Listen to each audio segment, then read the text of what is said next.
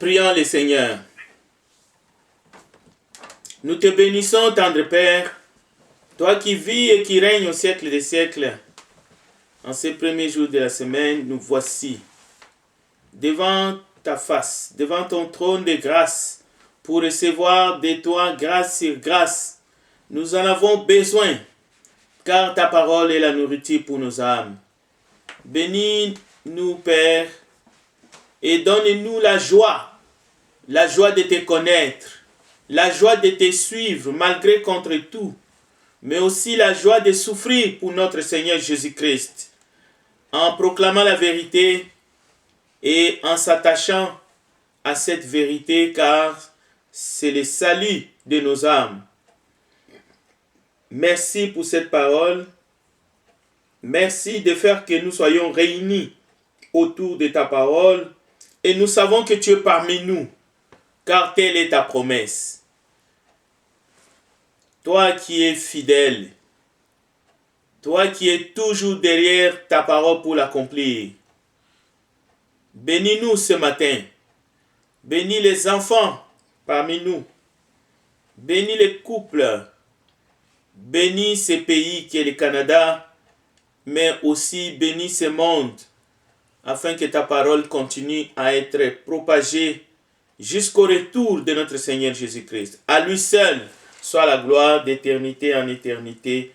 En son nom, nous avons ainsi prié. Amen. Tel que nous venons de l'entendre dans la lecture de ce matin, dans l'Épître aux Éphésiens chapitre 4, à partir du verset 11, il est écrit: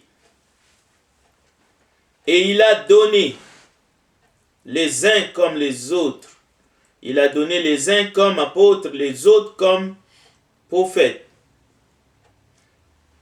les autres comme évangélistes, les autres comme pasteurs et docteurs, pour le perfectionnement des saints en vue de l'œuvre du ministère et de l'édification du corps de Christ. Mais nous ne devions pas ignorer quelque chose, chers frères, chères sœurs, chers bien-aimés, que malgré tous ces dons, souvent, nous nous focalisons sur les hommes. Nous nous focalisons sur les dons. Nous nous recommandons parfois nous-mêmes. Mais dans sa lettre à l'église qui était à Éphèse et dans ses chapitres, l'apôtre, par excellence, met beaucoup d'emphase sur celui qui est le chef suprême de l'église, c'est-à-dire Jésus-Christ qui est la tête du corps. Alors, pour que le membre du corps, pour que les dons qui sont dans l'église fonctionnent pour l'édification, pour l'encouragement, mais aussi pour le salut du monde, parce que ce sont ces membres, ce sont ces dons qui vont apporter l'évangile dans le monde, nous devons être attachés fortement à celui qui est le chef, à celui qui est la tête, Jésus-Christ, le chef suprême de l'Église. Si nous ne sommes pas attachés à lui, d'abord, nous allons former ce qu'on appelle un club social. Nous allons former un conglomérat des hommes, mais avec leurs limites, leurs insuffisances. C'est pour cela, ce matin, nous voulons élaborer, surtout comprendre le message qu'aucun homme faillible ne sert de chef de l'Église du Seigneur. Aucun. L'Église du Christ est tenue par Jésus-Christ. Quelqu'un dira, mais comment? Nous ne le voyons pas. Mais par sa parole divine. L'Église du Christ est régie par la parole divine qui reconnaît Jésus-Christ comme étant le chef, l'autorité suprême, et cette Église qui est composée des membres. Et ces membres sont reliés les uns des autres, suivent l'enseignement de Jésus dans tout ce qu'elle comporte. Dans la pratique, dans l'adoration, dans le culte, parce que Jésus a été établi comme chef. Il est au ciel. Et dans ce sens, le siège de l'Église du Christ n'est pas sur la terre, c'est dans le ciel. C'est au ciel que se trouve le siège de l'Église du Christ. Pensez que nous avons le siège, nous avons le siège de l'Église du Christ ici-bas parmi les hommes.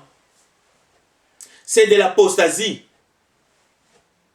C'est déjà la preuve que nous sommes séduits. C'est pour cela qu'il y a de ceux dirigeants qui ont modifié, pas des consuls, pas des ci, pas des ça, la doctrine de, entre guillemets, de ce qu'ils ont appelé l'Église. Puisque Jésus-Christ est le chef de l'Église, et qu'il est assis sur son trône, et c'est là que se trouve le siège de l'Église au ciel, aucune décision tendant à modifier quoi que ce soit ne peut se faire ici-bas dans le monde des hommes, parmi les hommes, sur la conduite de l'Église, sur la marche, sur la doctrine de l'Église, mais aucune. Quoi qu'il arrive, même si le monde est en train de sombrer, de submerger comme dans les temps, dans les déluges de Noé. Donc, nous devons réaliser cela, peuple de Dieu, membres du corps du Christ, que le siège de l'Église du Seigneur, ce n'est pas un siège social ici-bas sur la terre. La parole de Dieu ne peut pas être altérée d'aucune façon. Parce que nous n'avons ici que les Écritures. Les Écritures. Parfois, nous trouvons dans les Bibles des symboles. On parle de l'Église comme étant un édifice. Où Jésus-Christ lui-même est aussi présenté comme étant une pierre. Mais pas n'importe quelle pierre, une pierre angulaire. C'est ce qui a poussé certains en pensant que les sièges de l'église se trouvent à une telle adresse, c'est du béton coulé, ainsi de suite. Une maison. Même s'ils appellent ça une maison sainte, mais en réalité, ils ont à l'esprit que l'église est un bâtiment. Alors certains sont en train d'appeler maintenant, on va ériger des églises, des maisons. Écoutez, le problème n'est pas si maintenant nous sommes en train d'adorer dans une maison, ou même lorsque nous y étions ensemble dans un lieu donné en train d'adorer, mais le pain que nous rompons, même dans la ville, dans la métropole de Montréal, nous étions en train de rompre ce pain dans une adresse donnée, mais nous avons d'autres frères dans une autre adresse. À Verdun, au centre-ville, et on peut aller plus loin. Au Québec, et ainsi de suite. Mais Christ est-il divisé pour autant? La réponse est non. Regardons encore dans Éphésiens chapitre 2 versets, nous lisons ceci. Éphésiens chapitre 2, verset 19. Ainsi donc, vous n'êtes plus des étrangers, ni des gens du dehors, mais vous êtes concitoyens des saints, gens de la maison de Dieu. Vous avez été édifiés sur le fondement des apôtres et des prophètes, Jésus-Christ lui-même étant la pierre angulaire. Et le verset 21, en lui, tout l'édifice bien coordonné s'élève pour être un temple saint dans le Seigneur. Donc, quand nous parlons des apôtres et des prophètes, il s'agit de ceux-là que Dieu a utilisés par son esprit lorsque cette église était dans sa phase de gestation et de l'établissement. Mais les fondements de l'église, le roc, nous savons, c'est Christ en personne.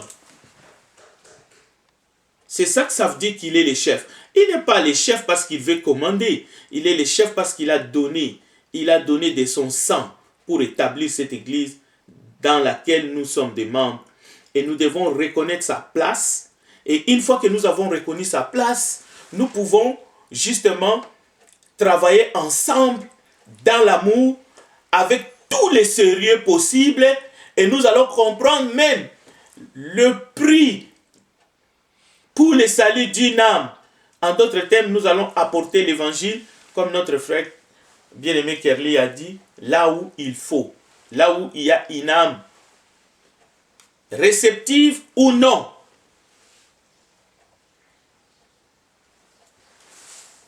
Donc, loin d'être un organisme de divertissement, loin d'être un club social où chacun apporte ses idées, ses opinions personnelles et les érige en loi.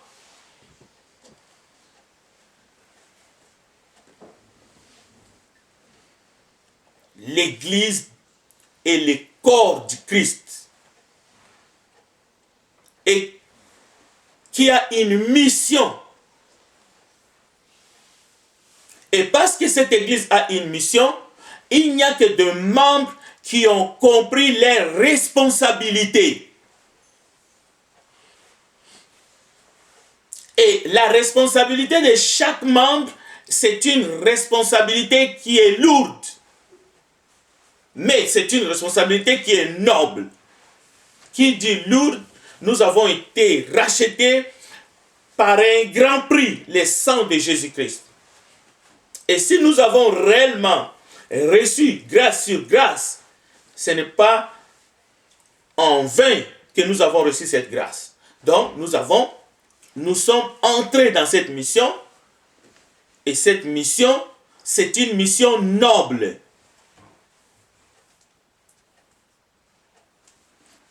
Qui consiste d'abord à sonder les Écritures. Parce que si vous ne sondez pas les Écritures, si nous ne nous attachons pas aux Écritures, comment est-ce que nous allons apporter cet évangile pour le salut des autres? Comment est-ce que nous allons garder? Comment est-ce que nous allons demeurer dans cet évangile? Nous allons être plutôt du type emportés à tout vent des doctrines par les hommes à cause de leur fourberie, à cause de tout. Parce que le but de l'ennemi, c'est de nous détacher de Christ.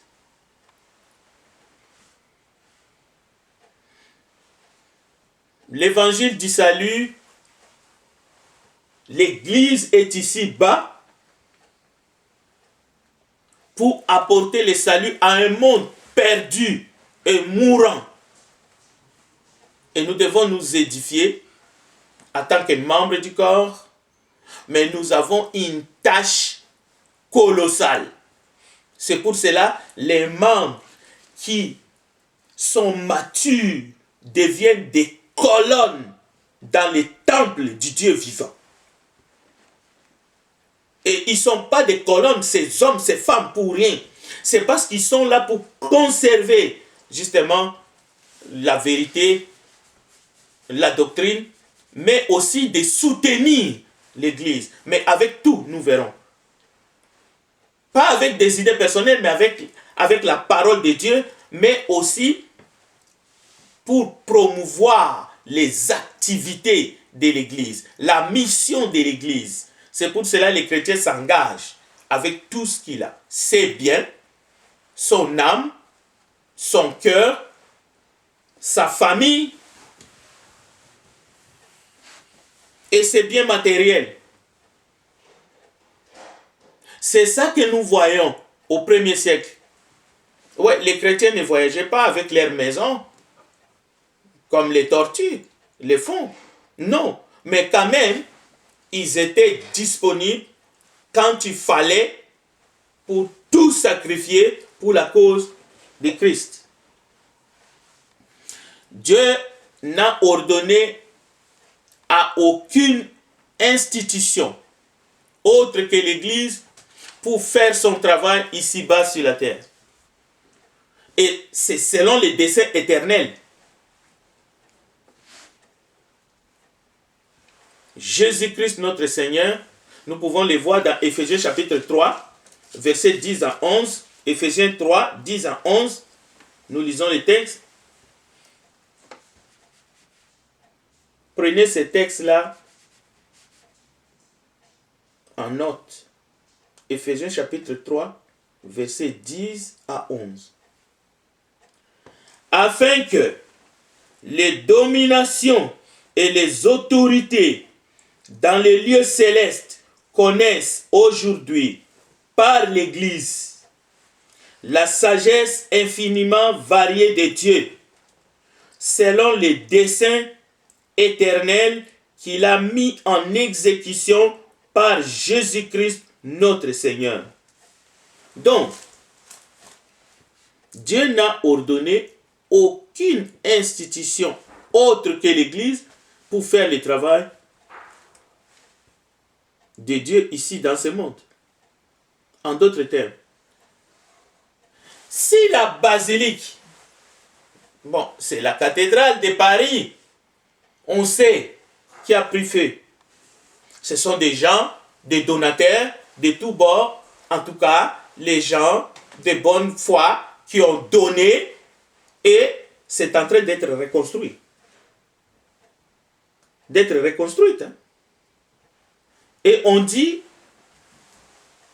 l'argent est venu de partout et en masse.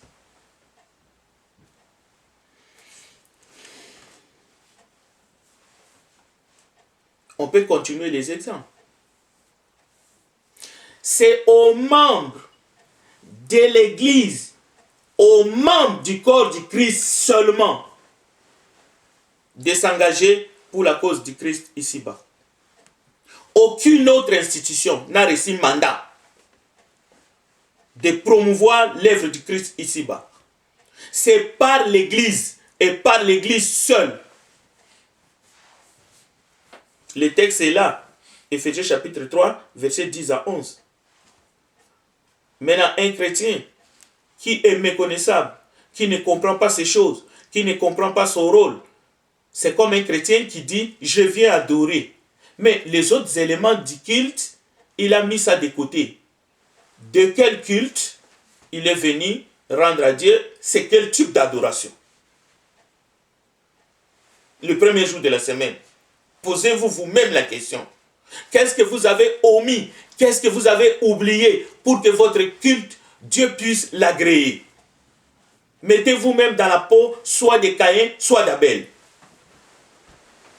Qu'est-ce que Caïn a omis pour que son adoration soit rejetée? Donc,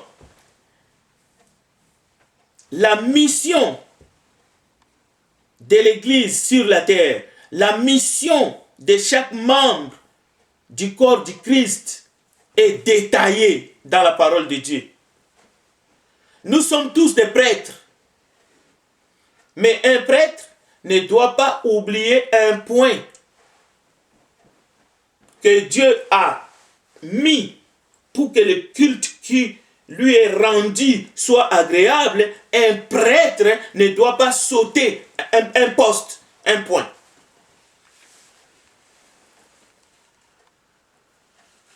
Un Timothée chapitre 3, verset 15.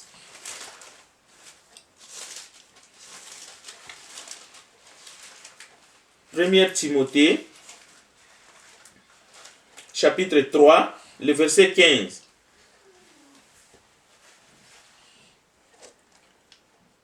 Je t'écris, je lis les 14, ces choses, avec l'espérance d'aller bientôt vers toi. Mais, le verset 15, afin que tu saches, si je tarde, comment il faut se conduire dans la maison de Dieu,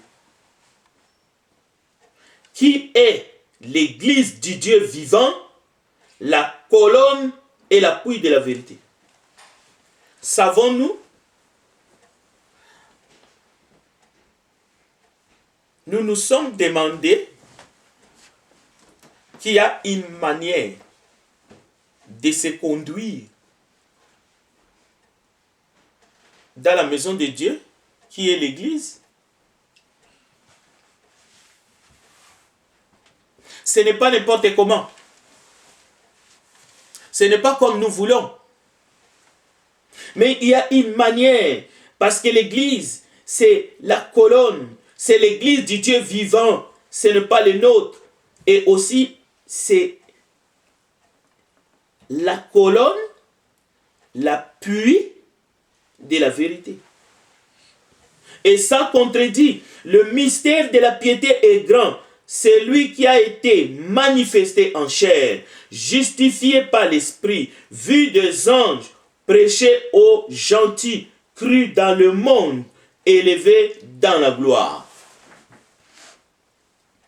Si aujourd'hui, peut-être que le monde titube, c'est peut-être parce que l'Église n'est pas en train de faire voir toute la gloire de Dieu au monde.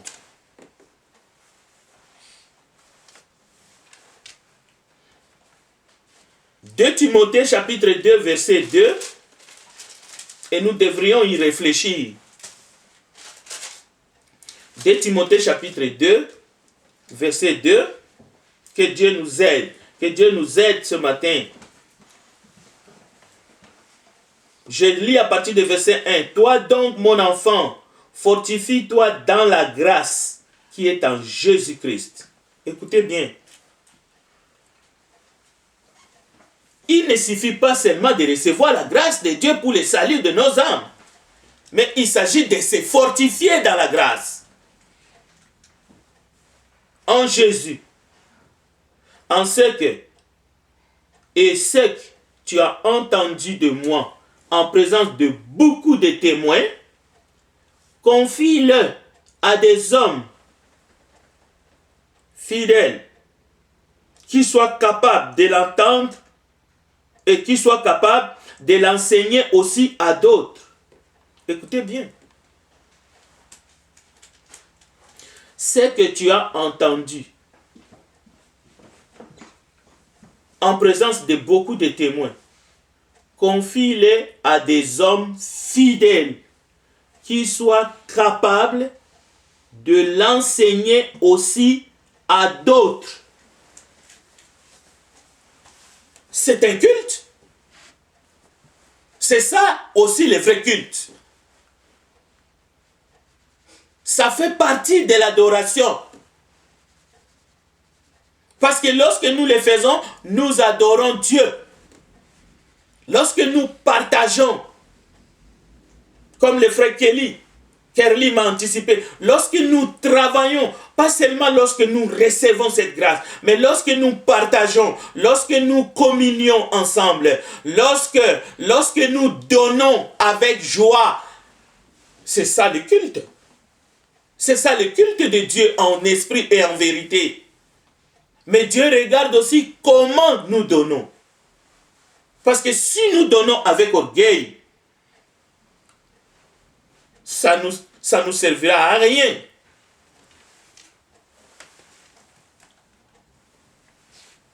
Vous savez, souvent, Dieu va nous apprendre les choses qui sont élémentaires, mais il va nous l'apprendre par des moyens. Il va utiliser les moyens le plus forts, tout simplement parce que nous sommes devenus insensibles. Le seul moyen pour l'Église d'accomplir sa mission, de conduire les hommes et les femmes au Christ, le seul moyen pour l'Église d'édifier les chrétiens qui sont sauvés, qui sont passés des ténèbres à la lumière, c'est d'enseigner les chrétiens, d'édifier les chrétiens, d'être fidèles et capables, qui deviennent capables de transmettre fidèlement à travers leur vie, à travers leurs actions, à travers leurs paroles, à travers l'activité de l'Église corps du Christ, agréée par Dieu, le vrai message. Donc, aussi nombreux les membres du corps du Christ soient-ils dans ce monde, autant nous avons des privilèges d'être des enfants de Dieu sauvés par la grâce, par les moyens de la foi. Aussi, nous avons des devoirs. Et parmi les premiers devoirs, c'est d'adorer notre Créateur par Jésus-Christ, notre seul médiateur. Pas n'importe comment. Alors, ne pas adorer, c'est un péché grave. C'est pour cela, Hébreux 10, 25.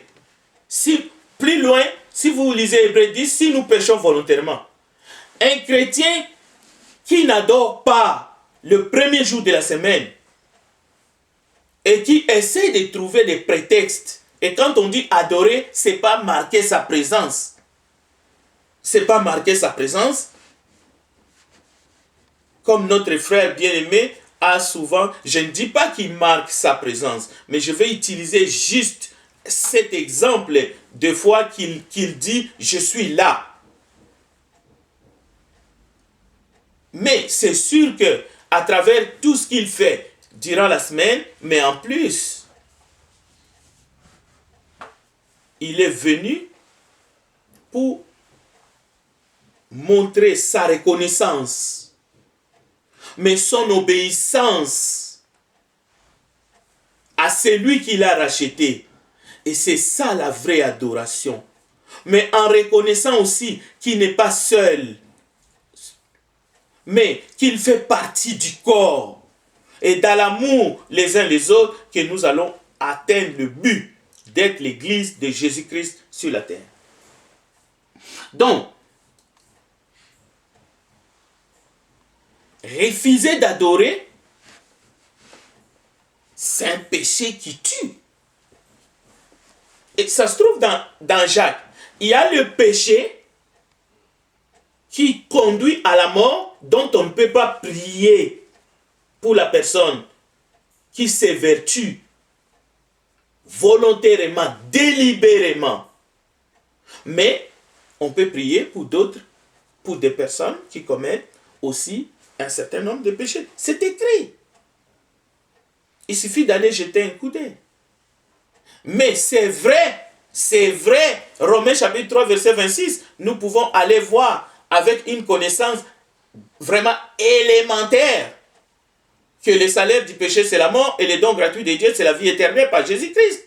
Mais Jacques est en train de parler aux chrétiens matures. Jacques est en train de parler aux membres du corps du Christ qui, après avoir connu, après avoir goûté, après avoir senti, ils peuvent prendre de voies détournées, mais délibérément. Ils peuvent prendre la grâce de Dieu, mais de manière vaine.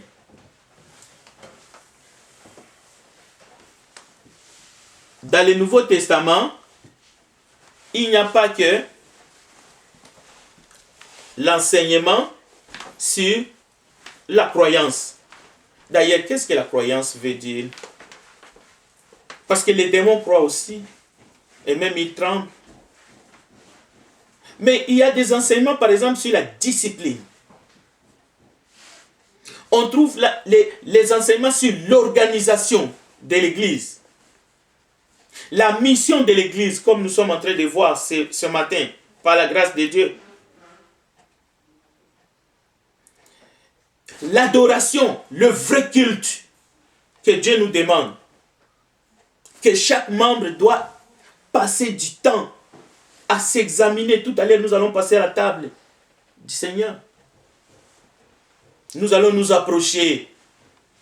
Nous allons apprécier ces mémorials. Et ainsi de suite.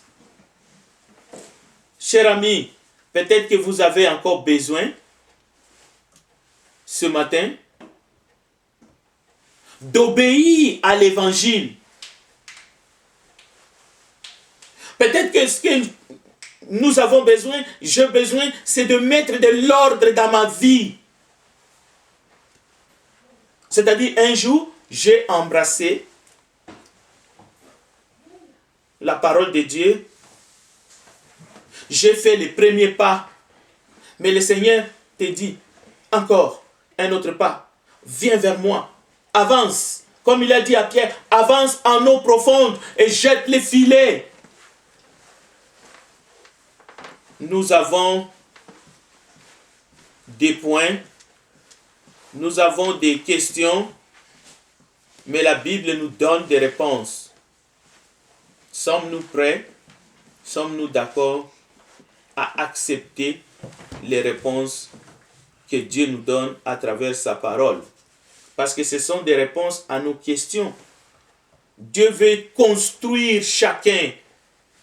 Parce que nous sommes les membres, nous formons un édifice saint. Dieu veut nous bâtir, Dieu veut nous fortifier, Dieu veut que nous soyons prêts, de telle sorte que le jour que le Christ reviendra, que nous puissions faire partie de son peuple élu, racheté, et que nous puissions vivre dans la félicité avec lui au siècle des siècles.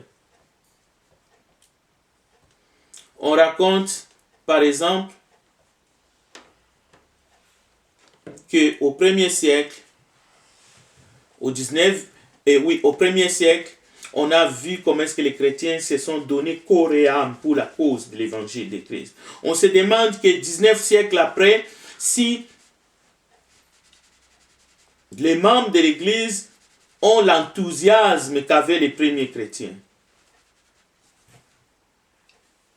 Parce que pas loin de nous, ici, au XVIIIe siècle, il y a des gens qui se déplaçaient pour faire des explorations. Ils se rendaient d'une région à une autre parce qu'ils voulaient faire des découvertes. Ils se sont engagés. Ils engageaient leur vie. Ils engageaient tout ce qu'ils possédaient. Et ils ont fait des découvertes des terres. Ils ont même découvert des peuples. Et nous connaissons la suite. Parfois, ces explorateurs européens, ils ne connaissaient même pas l'endroit exact où ils devraient y aller. Ils montaient sur les collines pour découvrir s'il y avait plus loin quelque chose qu'ils pouvaient s'orienter avec pour définir par où passer. On nous parle de Livingstone, du Portugais, qui a découvert l'embouchure du fleuve Congo. Mais l'embouchure a toujours été là. Comment est-ce qu'il a découvert ça? Alors, comme chrétien, peut-on être heureux d'être sauvé? Oui. Sommes-nous heureux d'avoir la perspective de vivre éternellement auprès du Seigneur? Oui, nous sommes heureux.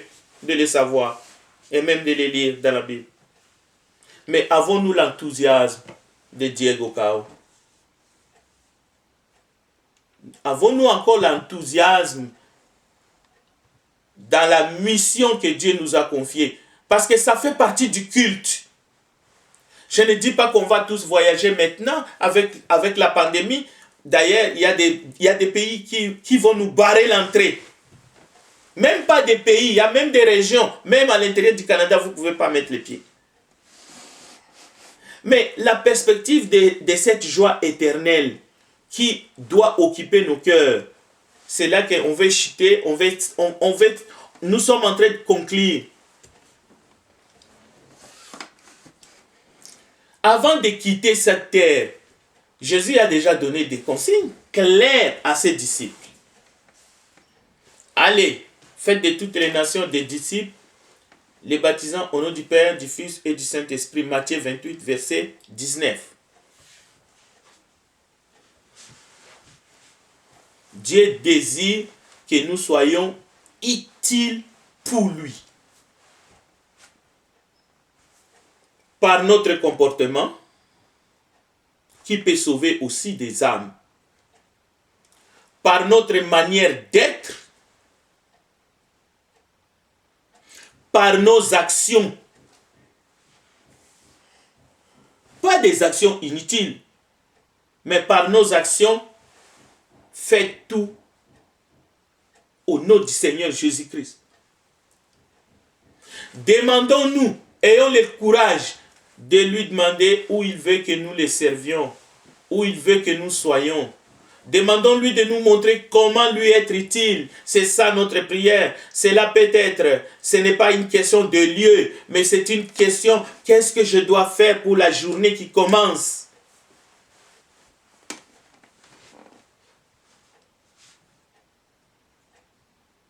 Comment est-ce que je dois me comporter pour me ressourcer, malgré que les temps sont mauvais? Voilà, il y a des restrictions, d'accord. Mais comment je peux être utile pour quelqu'un d'autre?